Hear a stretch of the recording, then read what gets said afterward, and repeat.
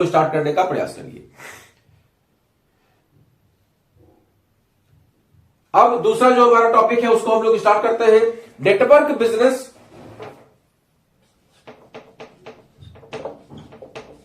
जोड़ने का काम है। अब जैसे ही आप नेटवर्क बिजनेस की बात करेंगे, लोग तुरंत आपसे कहेंगे कि अच्छा वो जुड़ने जाने वाली कंपनी, बिल्कुल तुरंत आपसे कहेंगे वो जो दो दो करके बनाते हैं, चार चार, दो का चार, चार का आठ, आठ का 16। बिल्कुल भैया, हम उसी कंपनी में काम करते हैं जिस कंपनी में जुड़ने जाने का काम होता है, क्योंकि हमारी कंपनी में तोड़ने का काम नहीं होता।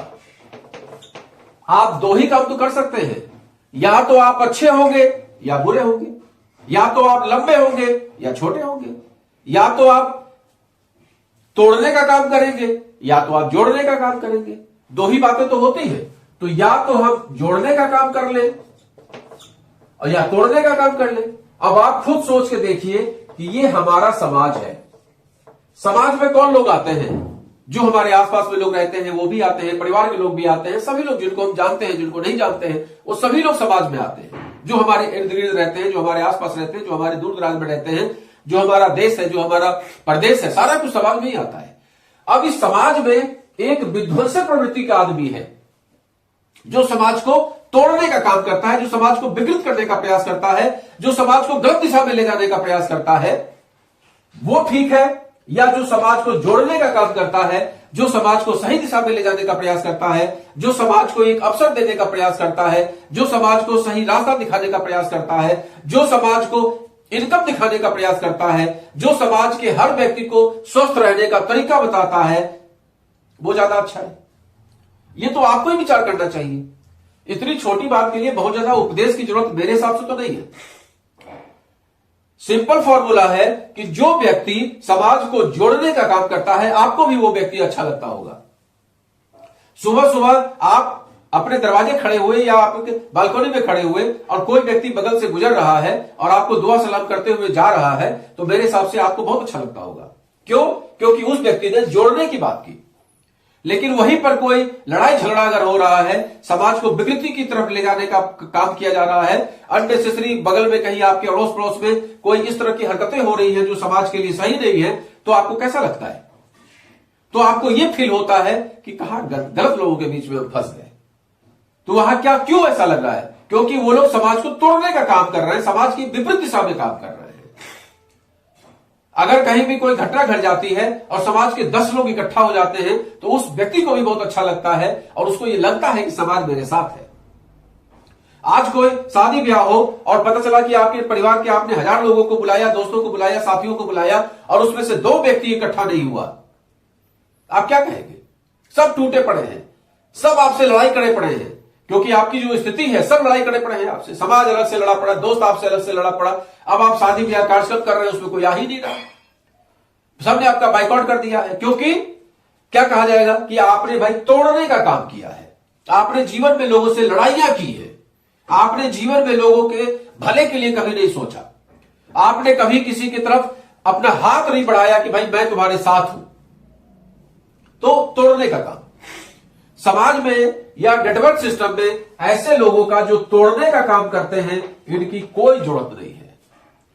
और ऐसे लोग ही इस सिस्टम में काम नहीं कर पाते हैं और नतीजा क्या होता है कि फेल्योर की संख्या जो बढ़ती चली जाती है, उसका कारण केवल एक होता है कि तोड़ने वाले लोग जब इस सिस्टम में आ जाते हैं, किसी के कहने से आ तो गए, लेकिन अब उनकी बात कोई सुनता ही नहीं है।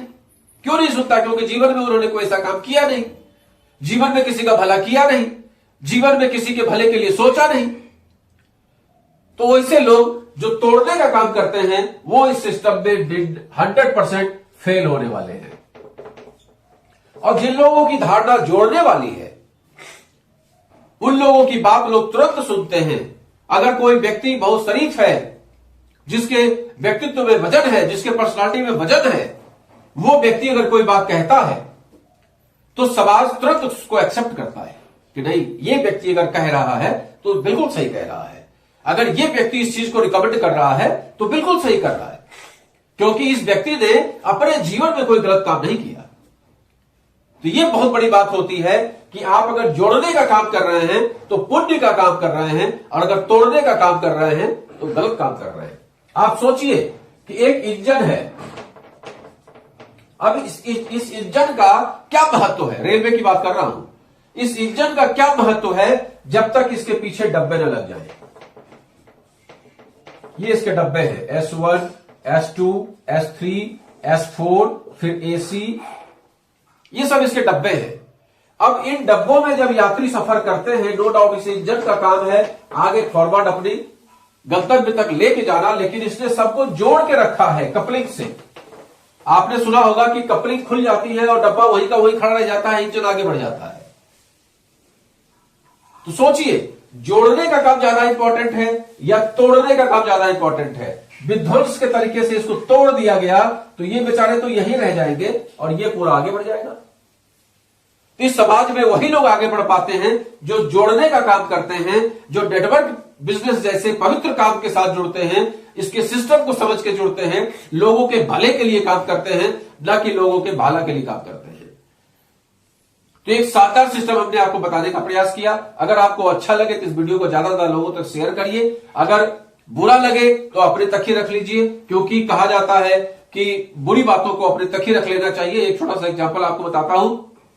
एक साधु महाराज थे, प्रवचन करते थे, उनके चेले चपाटी थे, किसी गांव में गए, उस गांव में उन्होंने प्रवचन दिया। प्रवचन देने के बाद वहां के लोगों ने उनको काफी खातिरदारी की, काफी मान सम्मान दिया, कुछ भेंट उपहार भी दिया, रात का खाना खिलाया, स्टे कराया, बढ़िया व्यवस्था कर दिया। जब सुबह वो चलने लगे तो सब गांव वालों ने कहा कि प्रभु कुछ आशीर्वाद देते जाइए। उन्होंने कहा तुम उजड़ जाओ, शब्द पे ध्यान दीजिएगा, तुम उजड़ जाओ।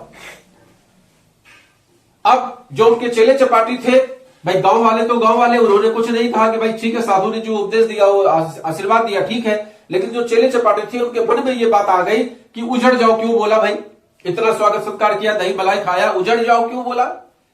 अब उसके बाद आगे बढ़े, फिर शाम हुई, एक गांव में पहुंचे, वहां भी गांव वालों ने उन प्रवचन के लिए लोग इकट्ठा हुए। लेकिन जैसे ही उन्होंने प्रवचन देना स्टार्ट किया, लोगों ने गाली गलौज करना शुरू कर दिया। रात भर भूखा रखा, रहने के लिए इनको कोई स्थान नहीं दिया, सुबह कोई इनसे मिलने नहीं आया। उल्टा जब किसी को उन्होंने बुलाया तो लोग लाठी डंडा लेके दौड़ाने लगे। तो इन्होंने गांव वालों को आशीर्वाद दिया, बोले एक जगह बैठे रहो, एक ही जगह रहो। अब जो इनके साथ लोग थे चेले चपाटे, उन्हें बात समझ में नहीं आई। उन्होंने कहा गुरुदेव, जिन लोगों ने बड़ी आवभगत की, मलाई पनीर खिलाया, उनको तो आपने उजड़ जाने को उपदेश दे दिया, और जिन लोगों ने आपको लाठी डंडे से मारने को छोड़ा, बाकी सब काम कर दिया, उस व्यक्ति को आपने एक जगह इकट्ठा होने को बोल दिया कि भैया वहीं बसे रहो। तो गुरुदेव ने कहा कि देखो तुम लोग मर्म को समझने का प्रयास करो। जो व्यक्ति सज्जन है, जो व्यक्ति आचार व्यवहार में उत्तम है, जो व्यक्ति साधु संत का सम्मान करता है, वो अगर पूरे देश में फैलेगा तो हर जगह उसी तरह की बात फैलाएगा। इसलिए उनसे हमने कहा कि तुम लोग भाई इधर उधर भटको, अपने रिश्तेदारी में जाओ, अपने लोगों के पास जाओ और अच्छी अच्छी बातें बताओ, जिससे कि समाज का कल्याण हो। एक जगह बैठे न रहो, क्योंकि तुम लोग साधु संत का सम्मान करने वाले अच्छे व्यक्तित्व के लोग हो, तो जाओ। लेकिन जो दुर्जन पुरुष थे, अगर वो भटकेंगे समाज में तो वहां जाकर गंदगी फैलाएंगे, वहां जाकर भ्रांतियां फैलाएंगे, दूसरे लोगों को भी लड़ना झगड़ना सिखाएंगे। तो ऐसे लोगों का एक ही जगह रहना ज्यादा उचित है।